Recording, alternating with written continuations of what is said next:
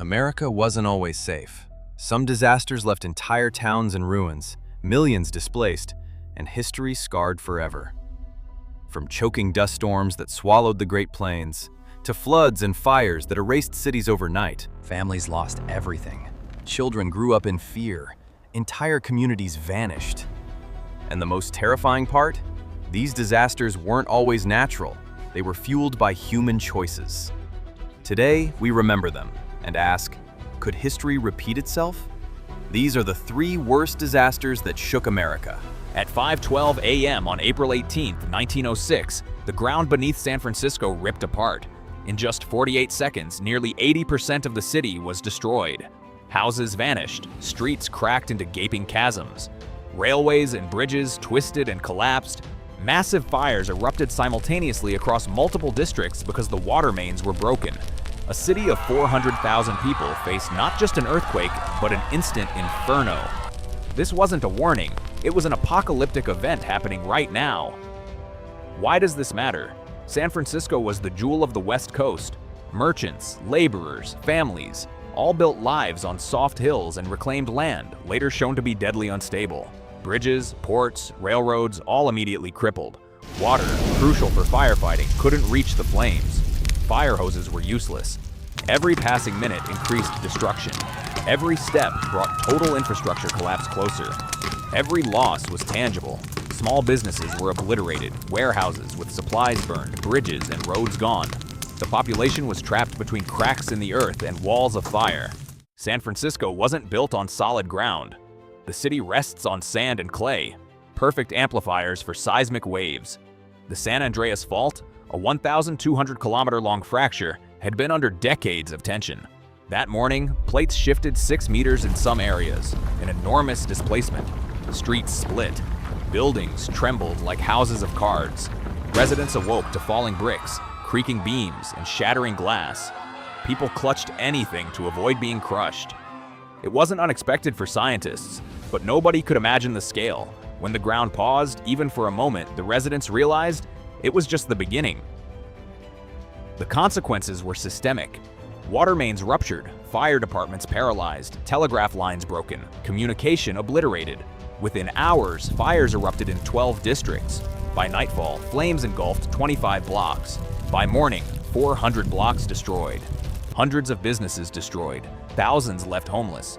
Losses totaled $500 million in 1906, equivalent to over $15 billion today. And it didn't end there. Aftershocks shook the city for weeks. Each day was a survival test. The city tried to rise, but disaster kept striking. Imagine, fire so hot it melted steel in some buildings. Destruction covering streets comparable to Manhattan twice, collapsing roofs, overturned wagons, horse-drawn carriages simultaneously. A city once considered untouchable, vanishing before your eyes. Engineers, scientists, city officials, stunned. Geologists predicted high-risk zones, but the actual scale was staggering. Firefighters, army, and engineers tried to respond, but the system was overwhelmed. Any attempt at control was temporary. Nature's forces were greater than human effort. Hundreds dead, thousands injured, tens of thousands left homeless. Temporary camps in parks, crowded families. Disease and starvation were real threats. People wandered through ruins, salvaging what they could, escaping fires. San Francisco became a ghost city. Industry stopped. Banks closed. The city's economy collapsed in hours. Fighting the fires was almost futile. Firefighters used dynamite to create fire breaks, blowing up buildings to stop flames.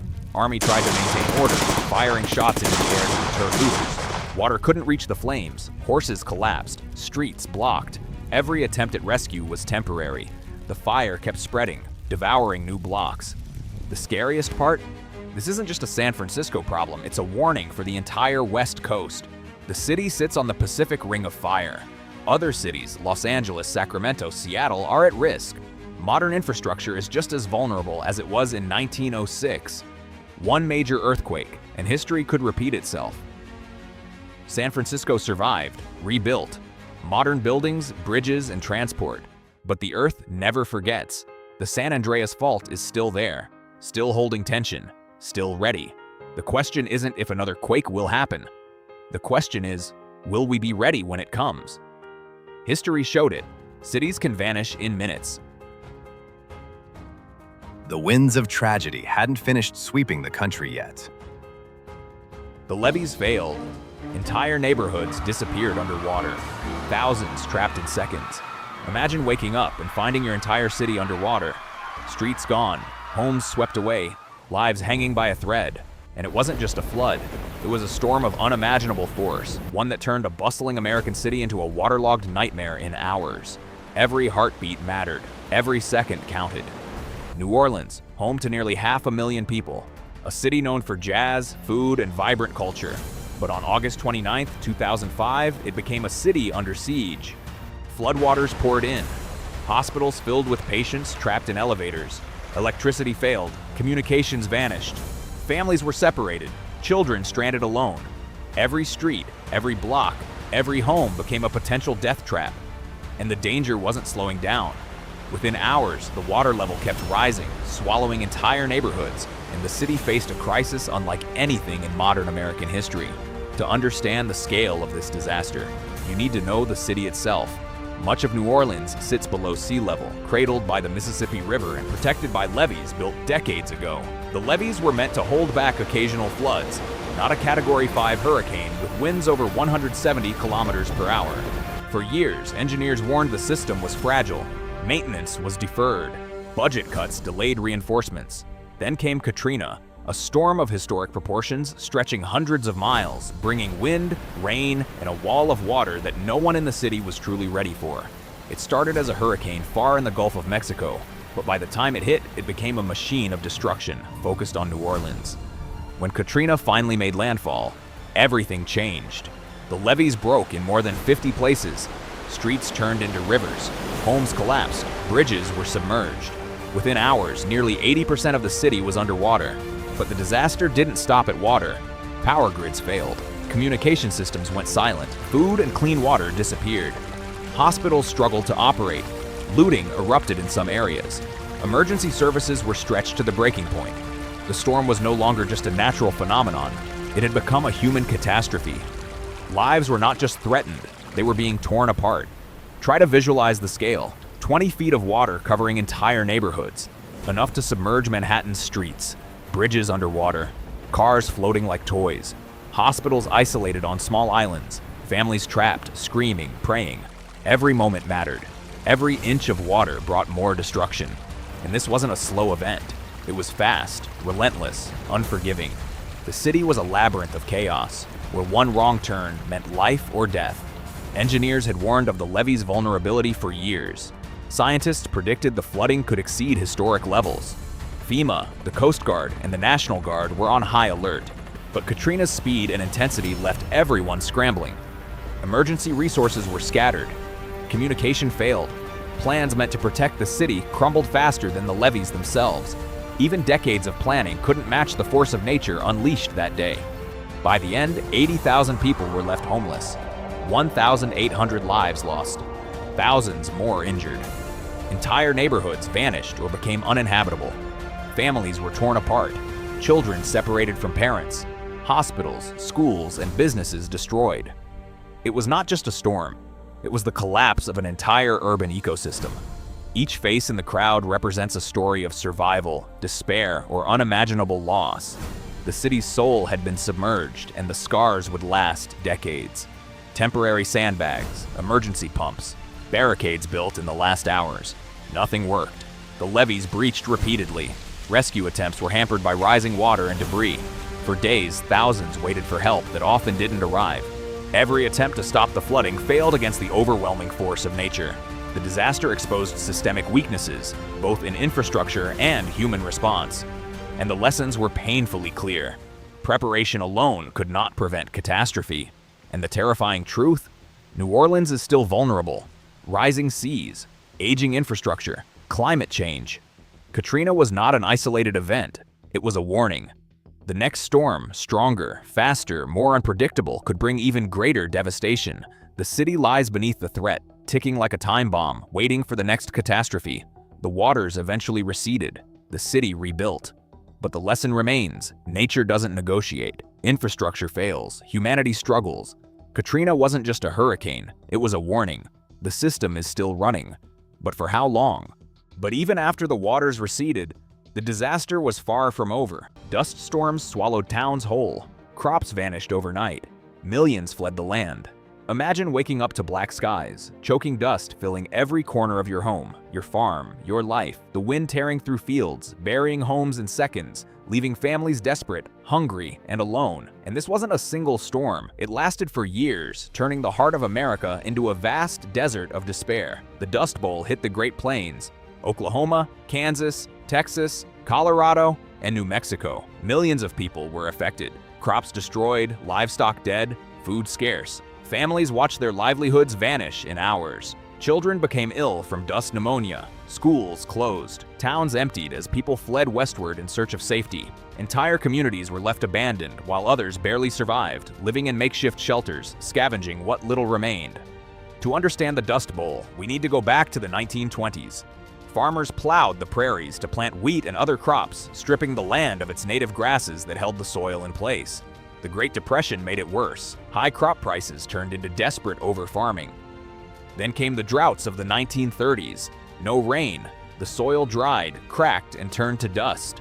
When the wind blew, it carried millions of tons of topsoil into the air, forming massive black storms that could last for days. The very ground that sustained life became a deadly force. The storms grew larger and more frequent. In 1934 alone, over 200 dust storms swept across the plains. Crops that survived one day could be buried the next. The land became unrecognizable. Farmers walked through what had once been fertile fields and saw nothing but dirt. Millions of acres were lost. Families abandoned their farms, heading west on Route 66, hoping California could offer a future. But overcrowded migrant camps, unemployment, and harsh working conditions awaited. What started as an environmental disaster became a full-scale social and economic crisis. To put it in perspective, some storms carried millions of tons of soil across hundreds of miles, enough dirt to cover New York City in over a foot of dust. Imagine the sky darkening at noon, the sun gone behind a wall of soil. Streets turned to mud when it rained. Crops disappeared as if erased. The very air became unbreathable. Each storm was a moving wall of despair, relentless, unstoppable, and indifferent to human suffering. Experts warned farmers and policymakers for years. Soil conservation techniques existed: cover crops, crop rotation, windbreaks, but few were implemented at scale. The government eventually stepped in, creating programs under the New Deal to combat soil erosion. Agencies like the Soil Conservation Service fought to stabilize the land, but decades of damage and economic pressure made recovery slow. Scientists, economists, and engineers all saw the danger, but the forces at play were larger than any single solution could contain. By the mid-1930s, over 2.5 million people were forced to leave their homes. Children grew up inhaling dust, adults struggled to feed their families, and countless livelihoods vanished. Entire towns became ghost towns. Families crammed into shacks in migrant camps, enduring hunger, disease, and despair. Personal diaries from the time recount the hopelessness. Black skies, lost crops, vanished neighbors. This wasn't just an environmental catastrophe, it was a human tragedy on a massive scale. Farmers tried everything: dust-proofing homes, digging irrigation ditches, planting trees as windbreaks. But storms grew worse. Soil blew away faster than it could be restored. Migrant families had no choice but to flee. Emergency relief provided temporary shelter, but the scale of destruction overwhelmed resources. Each attempt was heroic but insufficient, a fight against forces beyond human control. And the terrifying truth? The Dust Bowl reshaped America. Millions of people displaced, cities like Los Angeles swelling with migrants, new social tensions, and an economy stretched to the breaking point. The land still bears scars. Even decades later, scientists warn that climate and land use mismanagement can create similar disasters. The question is no longer if, but when, and whether we have learned enough to prevent it.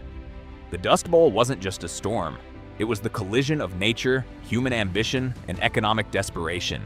Lives were lost, communities destroyed, hope tested, and while the winds finally calmed, the lesson remains. The Earth is patient, but it remembers. The question isn't whether another catastrophe will strike. The question is whether humanity will be ready when it does.